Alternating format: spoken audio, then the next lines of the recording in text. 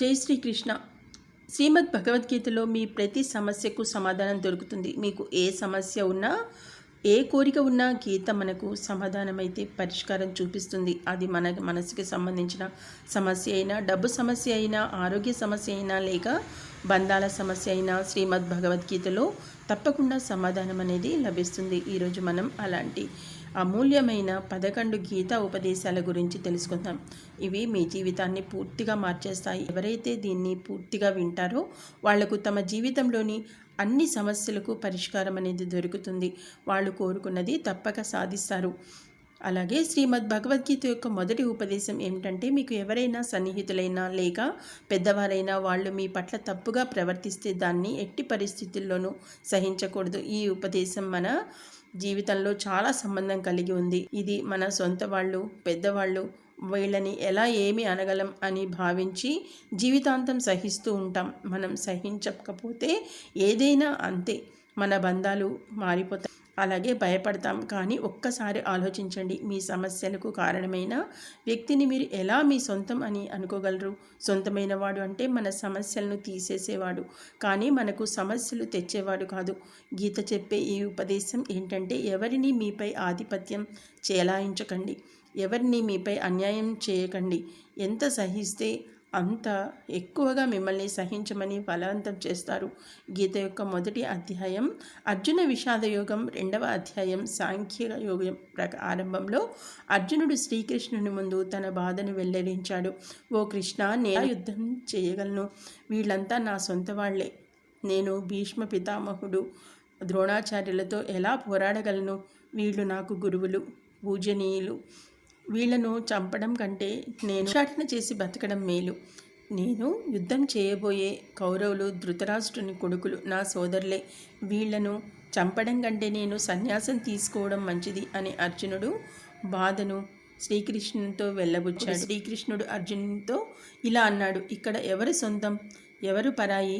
అధర్మం చేసేవాడితో యుద్ధం చేయడం నీకు మోక్షాన్ని, విముక్తిని ఇస్తుంది. నీ మనసులోని ఈ మోహాన్ని వదిలే, లేకపోతే ప్రపంచం నిన్ను పిరికివాడివని నిందిస్తోంది.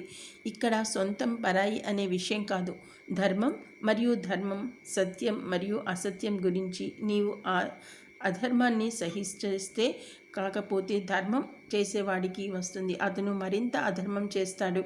అందుకే మనసులోని మోహాన్ని త్యజించి ధర్మం కోసం యుద్ధం చెయ్యి. మహాభారతంలో మరో కథ కూడా ఉంది. అర్జునుడి కొడుకు అభిమన్యు యుద్ధంలో మరణించినప్పుడు అర్జునుడు ఎంతో బాధపడ్డాడు.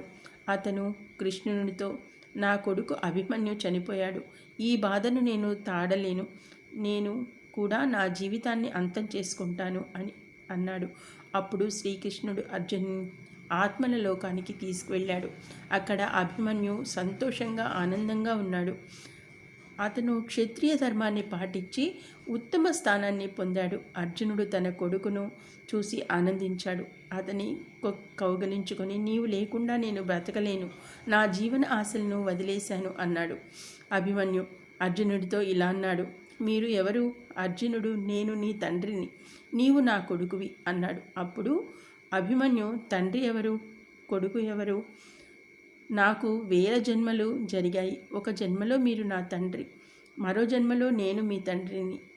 ఆత్మకు తల్లి తండ్రి అనేది ఉండదు. అర్జునుడు తన కొడుకు తనను గుర్తుపట్టలేదని తెలిసి మోహం అంతా పోయింది. అందుకే గీత ఉపదేశాన్ని బాగా అర్థం చేసుకోండి. ఇక్కడ ఎవరు సొంతం కాదు, ఎవరూ పరాయి కాదు. కష్ట సమయంలో బాధలు మనకు అండగా ఉండేవారే సొంతం, మిగిలిన వాళ్ళంతా పరాయి వాళ్లే. గీత యొక్క 2వ ఉపదేశం ఏమిటంటే, వెళ్ళిపోయిన వాళ్ళ కోసం ఎప్పుడూ బాధపడకు, రాబోయే వాటి గురించి ఎప్పుడూ చింతించకు. మహాభారతం యుద్ధం జరుగుతున్నప్పుడు అర్జునుడు కృష్ణునితో, ఈ యుద్ధం జరిగితే కోట్లాది మంది చనిపోతారు, ఈ యుద్ధంలో చనిపోయిన సైనికుల యోధుల భార్య పరిస్థితి ఏమవుతుంది, సమాజం ఎలా ముందుకు వెళ్తుంది అని ఎన్నో ఆందోళనలు చెప్పాడు. అప్పుడు శ్రీకృష్ణుడు ఇలా అన్నాడు, అర్జున, నీవు జ్ఞానం లాంటి పెద్ద పెద్ద మాటలు చెబుతున్నావు. నిజమైన జ్ఞాని ఎవరంటే, చనిపోయిన వారి గురించి, వెళ్ళిపోయిన వాళ్ళ గురించి, లేక రాబోయే వాళ్ళ గురించి బాధపడడు, చింతించడు. నీ చేతిలో ఏమీ లేదు, నీవు ఏమి నియంత్రించలేవు. జననం మరణం అనేవి ప్రకృతి సహజం. కృష్ణుడు మరింతగా చెప్పాడు, జ్ఞాని ఎవరి మరణంపై శోచించడు. గతంలో జరిగిన వాటి గురించి, రాబోయే కాలం గురించి ఆందోళన కూడా చెందడు. రాబోయేది జరిగి తీరుతుంది, జరగనిది ఎప్పటికీ జరగదు. ఏమైనా వాటికి ఎలాంటి చింత లేదు. మన బాధలకు కారణం ఏంటంటే గతంలో జరిగిన వాటిని ఆలోచిస్తూ బాధపడటం, లేక భవిష్యత్తు గురించి ఆలోచిస్తూ ఒత్తిడికి గురవడం. మనం గతాన్ని మార్చలేం, భవిష్యత్తును నియంత్రించలేం.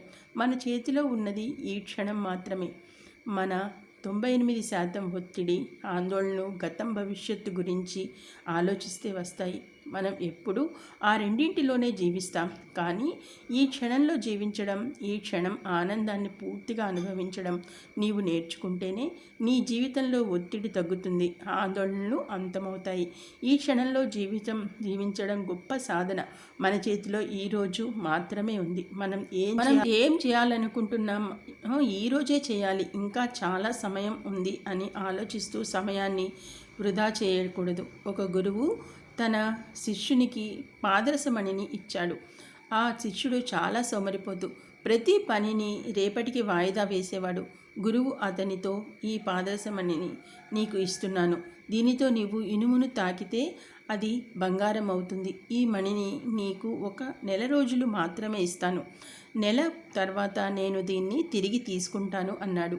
ఆ శిష్యుడు ఇనుము కొనడానికని బజారుకు వెళ్ళాడు. అక్కడ ఇనుము ధర చూసి చాలా ఎక్కువ ఉందని కొన్ని రోజులు ఆగి తగ్గినప్పుడు కొంటాను అనుకున్నాడు. కానీ అతని సోమరితనం వల్ల ఇనుమును బంగారంగా మార్చి ఎంతో సంపద సంపాదించవచ్చనే ఆలోచన అతనికి తట్టలేదు. అలా చేస్తూ 1 నెల గడిచిపోయింది. గురువు శిష్యుడు దగ్గరకు వచ్చి, నీవు ఎంత బంగారం తయారు చేశావు అని అడిగాడు. శిష్యుడు దానికి సమాధానంగా, నేను ఇంకా బంగారం చేయడం మొదలుపెట్టలేదు అన్నాడు. అప్పుడు గురువు, నా పాదరసమణిని తిరిగి నాకు ఇవ్వు అన్నాడు. అందుకు శిష్యుడు, దయచేసి కొంత సమయం ఇవ్వండి, నేను బంగారం తయారు చేస్తాను అన్నాడు. కానీ గురువు, నీకు ఇచ్చిన ఈ పాదరసమణి దగ్గర 1 నెల సమయం ఉంది, ఏమీ చేయలేకపోయావు అన్నాడు. అప్పుడు ఇదే మన జీవితం, మన సమయమే ఆ పాదరసమణి. మనం ప్రతి క్షణాన్ని ఉపయోగించి మన జీవితాన్ని బంగారంగా మార్చుకోవచ్చు. కానీ మనకు ఇంకా చాలా సమయం ఉంది. ఒకరోజు జీవితాన్ని ఆనందిస్తాం, ఒకరోజు సంతోషంగా ఉంటాం అని అనిపిస్తుంది. కానీ ఆ రోజు ఏమీ చేయలేం. మనం జీవితాంతం పరిగెత్తుతూ, చింతిస్తూ, బాధపడుతూ ఉంటాం. కానీ జీవించడం, సంతోషంగా ఉండడం మర్చిపోతాం. అందుకే గీత నేర్పేది ఏంటంటే, ఈ రోజుల్లో జీవించడం నేర్చుకో, ఈ క్షణంలో ఆనందించడం నేర్చుకో. గీత యొక్క 3వ ఉపదేశం, మరణానికి భయపడడం పూర్తిగా వృధా. శ్రీకృష్ణుడు గీతలో చెప్పాడు, ఈ ప్రపంచం మరణలోకం. జన్మించిన ప్రతి ఒక్కరూ ఒకరోజు తప్పక మరణిస్తారు. ఏది ప్రారంభమైందో అది తప్పక అంతమవుతుంది. మనం దీన్ని ఆపలేం. మనం రోజు బట్టలు మార్చుకున్నట్లు ఆత్మ కొత్త శరీరాన్ని ధరిస్తుంది. మరణం కేవలం ఈ జీవితానికి కొత్త ప్రారంభం, అంతం కాదు. ఆత్మ ఎప్పటికీ మరణించదు, దాన్ని ఎవరూ చంపలేరు. కానీ మరణ భయం మనిషికి ఎక్కువగా ఉంటుంది, మరణ బాధ కూడా మనిషికి ఎక్కువగా ఉంటుంది. ఒక చెట్టు మీద 2 పక్షుల జంట నివసించేది. వాటికి ఒకరిపై ఒకరికి చాలా ప్రేమ. వాటి కలిసి జీవించాలని, కలిసి మరణించాలని ఒట్టు పెట్టుకున్నాయి. ఒకరోజు ఒక వేటగాడు వచ్చి ఒక బాణంతో ఆడపక్షిని చంపాడు. మిగిలిన మగపక్షి బాధతో ఏడుస్తూ, నీవు లేకుండా నేను ఎలా బ్రతకగలను, నీ స్థానంలో నా మరణం వచ్చి ఉంటే బాగుండేది అని విలపించింది. అంతలోనే ఆ వేటగాడు మరో బాణం వేసి ఆ మగపక్షిని కూడా చంపాడు. నిజానికి ఈ కథ మన కథే. మనం కూడా ఎవరైనా చనిపోతే ఏడుస్తాం, కానీ మనకు తెలియదు ఒకరోజు మన జీవితం కూడా అంతమవుతుందని. మనం కూడా ఆ మరణ చెట్టు మీద కూర్చున్నామని. శరీరం నశించడం మన అంతం కాదు. శ్రీకృష్ణుడు అర్జునుడితో, ఓ అర్జున, నాకు అనంత జన్మలు జరిగాయి, కానీ నీవు గుర్తులేదు. కానీ నాకు అంతా గుర్తు. సత్యాన్ని అర్థం చేసుకున్న వాడి జీవితంలో అన్ని గొడవలు, బాధలు, చింతలు అంతమవుతాయి. ఈ ప్రపంచంలో మనం కొంతకాలం కోసం వచ్చామని తెలిస్తే జీవితంలోని అన్ని సమస్యలు సమసిపోతాయి. పూర్వం సాధువులు, మహాత్ములు కాలినడకన యాత్రలు చేసేవారు. ఒక్కసారి ఒక మహాత్ముడు ఒక నగరంలోనికి వచ్చాడు. అతను చాలా అలసిపోయాడు. అక్కడ ఒక అందమైన రాజభవనం చూసి అందులో విశ్రాంతి తీసుకోవాలనుకున్నాడు. భవనంలోకి వెళ్ళి పడక మీద పడుకున్నాడు.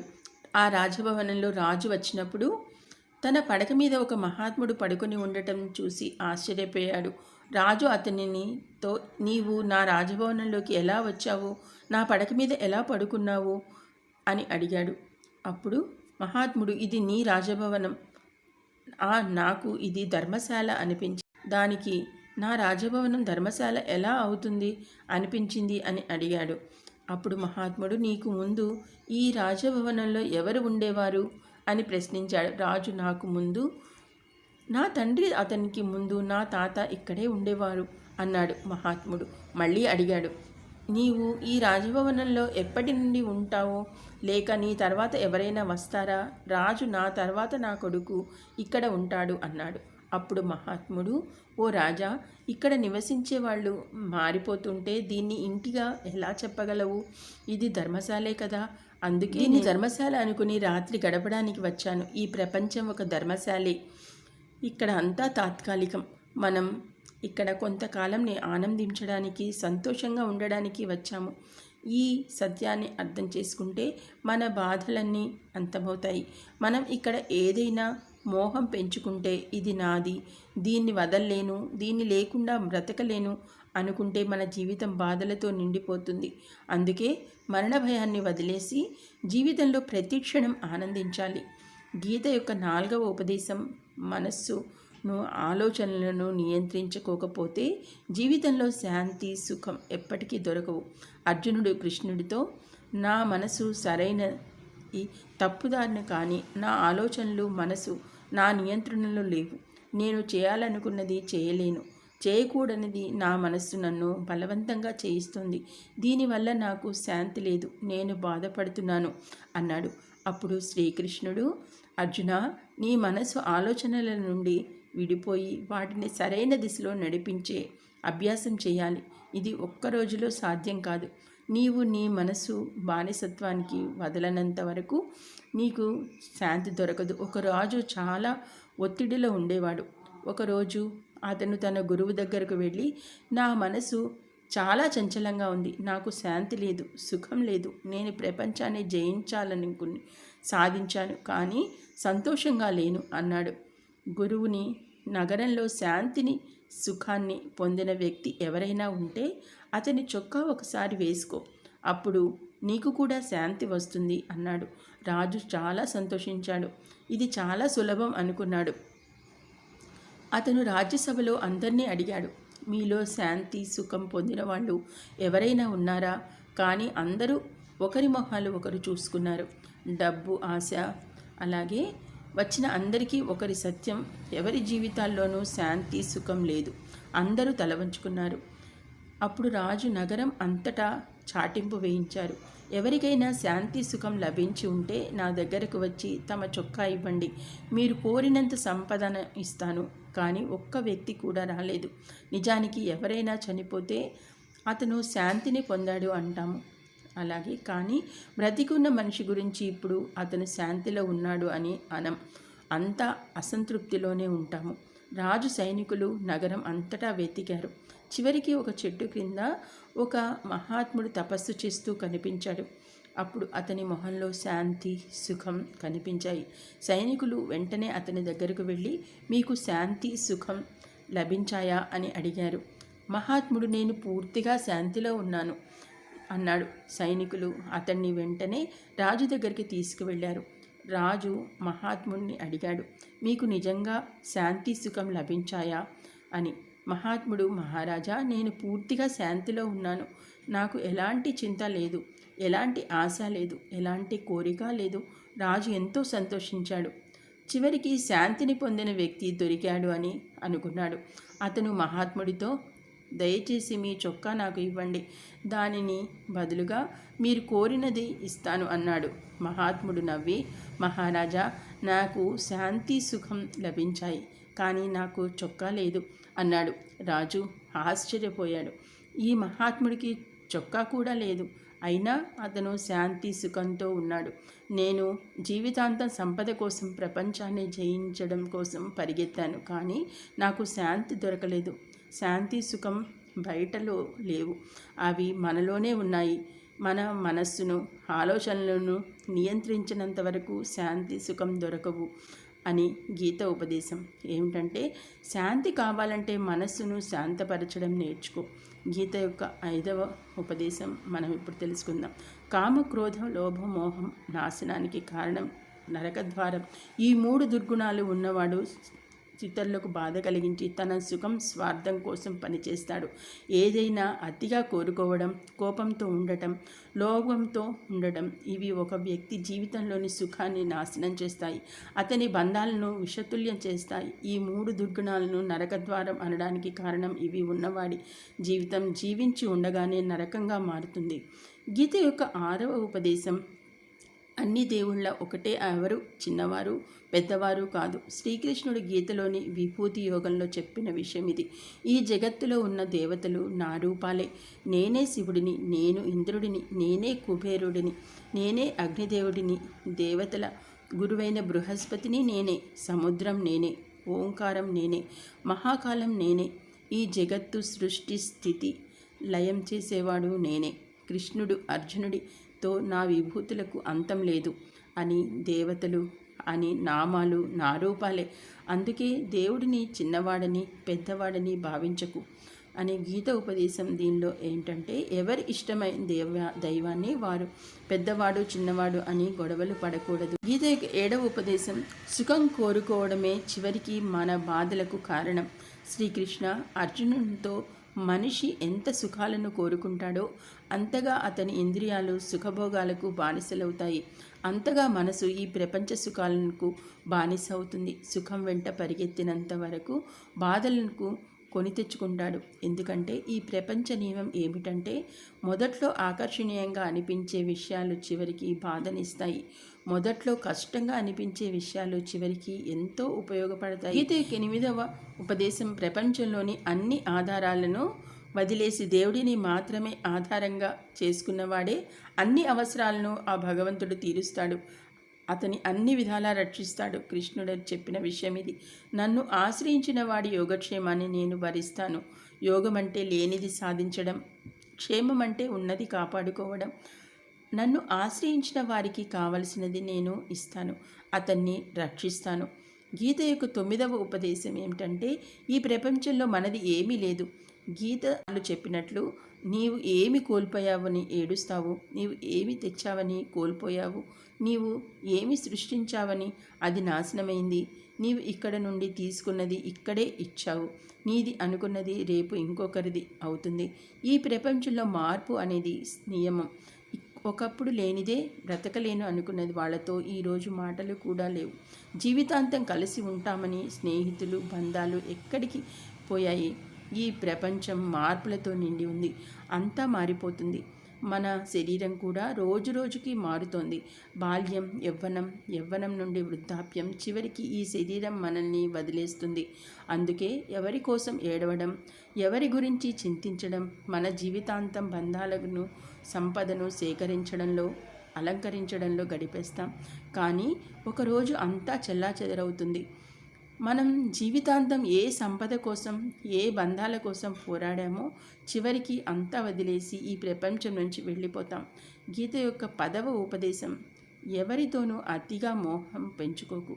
శ్రీకృష్ణుడు గీత జ్ఞానాన్ని అర్జునుడితో, మోహం నాశనం చేయడానికి, మోహమే మనిషిని ఎక్కువగా ఏడిపిస్తుంది, మోహం అంత బలమైనది, సింహం లాంటి వ్యక్తిని కూడా జింకలా మార్చేస్తుంది. అర్జునుడు యుద్ధంలో దేవతలను కూడా జయించాడు, కానీ తన బంధువులను యుద్ధంలో చూసి అతని చేతులు వణికాయి. అతని కృష్ణుడితో, నా చేతిలో విల్లు పట్టుకునే శక్తి లేదు, నా చేతులు వణుకుతున్నాయి, నేను యుద్ధం చేయలేను అన్నాడు. అప్పుడు ఈ మోహం అంత బాధాకరం, దీని బాధను తాళలేక చాలామంది జీవితాన్ని వదిలేసుకుంటారు, ఆత్మహత్యలు చేసుకుంటారు. ఆ వ్యక్తి లేకుండా నేను బ్రతకలేను అంటారు. జీవితంలో ఎవరితోనూ అతిగా మోహం పెట్టుకోకుంటే జీవితాంతం బాధనే ఎదుర్కోవాలి. మోహం నుండి బయటపడని వాడి సంతోషం సంపద అని నాశనమవుతుంది. గీతాజ్ఞానం మనకి బోధిస్తుంది. మనసులో మోహాన్ని త్యజించి బలవంత సత్యాన్ని, జ్ఞానాన్ని, సత్యాన్ని గ్రహించి, మోహం మనకు ఎప్పుడూ అబద్ధం అని చూపిస్తుంది. అబద్ధంపై నమ్మకం కలిగిస్తుంది. మనలో నీటి కొట్టం అసలుకు రేకెత్తిస్తోంది. ఇదే మన బాధలకు అసలు కారణం. మనమే మోహాన్ని పెంచుకుంటాం, మనమే ఇతరులపై ఆశలు పెట్టుకుంటాం. కానీ వాస్తవం పూర్తిగా వేరు. ప్రజలు మనం అనుకున్నట్లు ఉండరు, మనం ఊహించినట్లు ఉండరు. మోహం వల్ల మనకు వాస్తవం కనిపించదు, ప్రజల నిజస్వరూపం కనిపించదు. అందుకే గీత ఉపదేశం మనకు నేర్పేది ఏంటంటే, జీవితంలో ఆనందంగా సంతోషంగా ఉండాలంటే ఎవరితోనూ అతిగా మోహం పెంచుకోకు. గీత యొక్క 11వ ఉపదేశం, ఈ ప్రపంచంలోకి వచ్చాకమంటే బాధ తప్పదు, కానీ బాధకు ఎప్పుడూ భయపడకు, బాధ నుండి ఎప్పుడూ వెనక్కి తగ్గకు. శ్రీకృష్ణుడు గీతలో చెప్పాడు, ఈ ప్రపంచం దుఃఖాలయం, అశాశ్వతం. అంటే ఇది బాధల ఇళ్ళు. ఔషధ ఆలయంలో ఔషధాలు, పుస్తకాలలో పుస్తకాలు, చికిత్సాలయాలలో చికిత్సలు దొరుకుతాయి. అలాగే ఈ ప్రపంచాన్ని కృష్ణుడు దుఃఖాలయం అన్నాడు. ఇక్కడ బాధలు దొరుకుతాయి. బాధ ప్రతి ఒక్కరి జీవితంలోనూ వస్తుంది, కానీ బాధ వచ్చిందంటే సుఖం కూడా తప్పక వస్తుంది. అందుకే బాధకు భయపడకు. ఈ ప్రపంచం దుఃఖాలు మాత్రమే కాదు, అశాశ్వతం కూడా. అంటే ఇక్కడ శాశ్వతంగా ఏమీ ఉండదు, అంతా మారిపోతుంది. బాధ సుఖంగా, సుఖం బాధగా, గౌరవం అవమానంగా, అవమానం గౌరవంగా, సంతోషం బాధగా, బాధ సంతోషంగా, గెలుపు ఓటమిగా, ఓటమి గెలుపుగా. ఇక్కడ ఏదైనా ఎప్పుడైనా మారిపోతుంది. ఇక్కడ ఏది శాశ్వతం కాదు, మనం కూడా శాశ్వతం కాదు. మనకు సంబంధించినది ఏ వస్తువు శాశ్వతం కాదు. అందుకే నీ బాధ కూడా శాశ్వతం కాదు. అందుకే ఎప్పుడూ బాధకు భయపడకు. శ్రీమద్ భగవద్గీత ఉపదేశాలు 100 సంవత్సరాల 1000 సంవత్సరాలవైనా ఈరోజు కొత్తగా ఉన్నాయి. ప్రపంచవ్యాప్తంగా గీతను ఎక్కువగా చదివారు, కానీ తక్కువగా అర్థం చేసుకున్నారు. ఈ గీతా ఉపదేశాలను ఎవరైనా సరిగ్గా అర్థం చేసుకుని తమ జీవితాల్లో అమలు చేస్తే వాళ్ళు కోరుకున్నది తప్పక సాధిస్తారు. వాళ్ళ జీవితంలోని ప్రతి సమస్య నుండి ఒక క్షణంలోనే బయటపడతారు. ఈ దేవి ఉపదేశాలను మనం మళ్ళీ మళ్ళీ వినాలి, ప్రతిరోజు వినాలి. జీవితంలో ఎప్పుడైనా చింత సమస్య వస్తే ఈ ఉపదేశాలను ఒక్కసారి వింటే చాలు. గీతా ఉపదేశాలపై మన నమ్మకం ఉంచండి.